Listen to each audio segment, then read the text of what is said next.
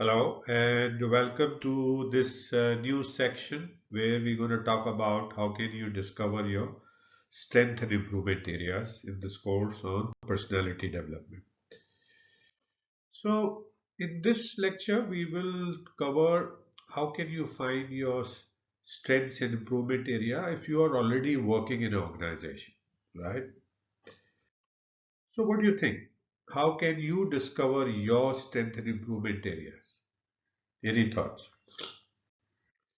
See, again, as we had said, it again depends on where you are in your management career journey.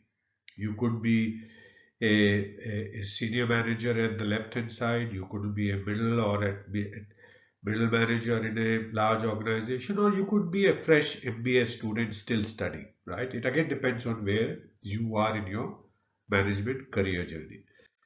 Now, if you are in your organization, you would have determined the last step, your career goal, and you would have a good idea of that, where you want to be next couple of years max, and you would have a job description of that, right?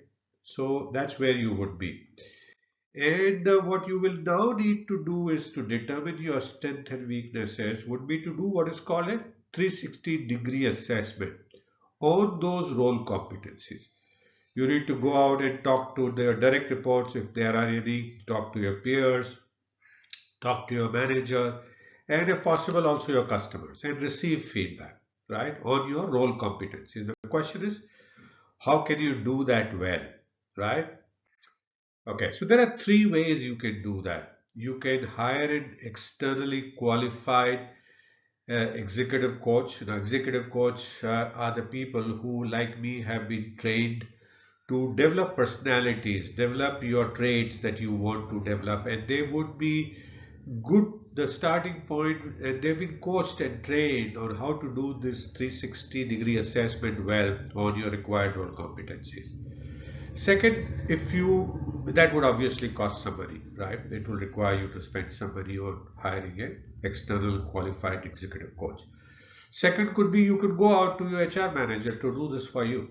And if you are a progressive organization, you have a good HR manager, he or she might be happy to do that actually, because not many people approach with this kind of work and assignment. Third, the last and one of the possible option is to do it yourself. While it may not be best to do it yourself, but we will tell you how can you do that well in this course as we go along. So third is to do it yourself. Now, and these you can do across these three ways in two different ways, two broad ways. One is to administer a questionnaire where the respondents rate the coachee, that is you, on a typical 5-point scale, and you collate the responses and draw the conclusion. So administering the questionnaire is one way. Second could be that you use a discussion guide and conduct personal interviews with the respondents and gather first-hand qualitative feedback about you. Now, obviously, as you will see, this can only be done by people who have been kind of trained and coached in doing this, and uh, doing it yourself is a big challenge because you can't obtain objective feedback about yourself while talking to people, right? So these are the two broad approaches that you have. Now, when and how to use this approach, we started talking about that. Let's take a look at that. Sure enough. Let's take a look at that. So what do you think? Right. So the questionnaire, administering the questionnaire where the respondents rate and coach on a typical 5-point scale and you collate the responses is most suitable when you need to do it yourself. You have no other way. You don't have an HR to support you, or you can't hire an external coach. So you do it yourself. Now, in which what you need to do is use anonymous formats like Google Forms or physical forms. With anonymity is very important in getting this strength and weakness assessment done, getting the feedback on 360 from your respondents. The rating and diagnostic questions need to be written on each required competency, as we will show you next. And you need to treat the competencies with collated score of more than 4 as your strength and less than 4 as your improvement area. So that's how you can determine these your strengths and weaknesses through a questionnaire approach. The second one, and before I talk to you about the second one, let me show you a sample questionnaire for a 360 degree feedback. It could start with a small introduction in which you can read out what we are saying here. But basically, it's about assuring them that their feedback will be kept completely anonymous and confidential. It will help you identify your strength and improvement areas. For personality development, they don't need to disclose their identity anywhere in this questionnaire, and you thank them. So this is a few things that you do in the quiz, and then you have your competencies listed that you as per your job description, and you ask them to rate on a 1 to 5 scale, where 5 is excellent, 1 is poor, and for each competency you ask them to rate it as well as leave their comments for the rating that they have given. So comments are critical. That helps you figure out what to do, because numbers are numbers. They can only tell you where you are, but they can't tell you what to do. So comments are critical, and you may like to encourage in the opening paragraph for your respondents to provide the constructive comments that can help you improve as and where needed. So this is how a sample questionnaire could look like. Where to use the discussion guide and do personal interviews? Now, this is more suitable when you use external coach or your HR manager. Now, in this, what you do is the external coach or HR manager needs to build quick rapport with the person, saying thank you, appreciating his or her time taken out, and then you ask open-ended questions. And what kind of questions? We will talk about that. Basically, you talk about what are the strengths, what are the person remind you of, what are the various things that the coachee or the ratee need to improve on, and you ask for examples wherever appropriate that you feel necessary.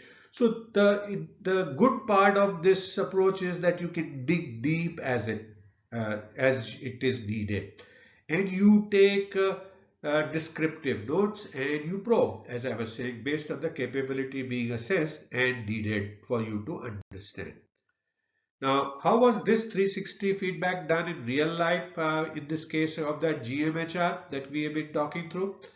So let's say the person's name was Mukesh. So we asked Mukesh to nominate 8 respondents whose feedback he will value and trust. Important. Value and trust, because if you don't trust the feedback, you're never going to act. Then with each of them, I went and talked to them about fixing a time and day where I could talk to each one of them about Mukesh on a phone for 15 to 20 minutes, right? And assured them that their feedback will remain completely anonymous, and this will help Mukesh become a successful VPHR.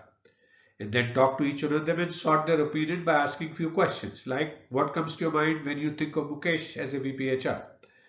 What are his strengths? What are the things he could do better? Which is again qualitative. And what should he start doing? What should he stop doing? And what should he continue doing? This start, stop, continue framework is a great framework to elicit possible suggestions, and you could do them. At the end, I thanked them for their time and feedback and assured again about the anonymity of their feedback. And this is what we found. This is how we found, and you see, it may not relate to the JD, but this is the best open way of doing it. And you can get this feedback and then relate it to the competencies required on the VPHR job. Similarly, we found improvement areas, right? So you can take a look at this. I'm not going to read this out. So the whole idea is to give you a sample and example and illustration. So what do we do next? So we will now look at the other situation in which we have an MBA student who doesn't have a clear goal other than getting into company. There's no JD. So here we will use the 360 feedback based on his competencies. The question is, how will we do that? And that's what we will talk about in the next lecture. So thank you so much for watching this first lecture on discovering your strength and improvement areas. I hope you are beginning to learn new things again, beginning to enjoy. And I do look forward to see you again in the next lecture. If you have any questions, do feel free to message me and I'll be happy to answer your questions for you.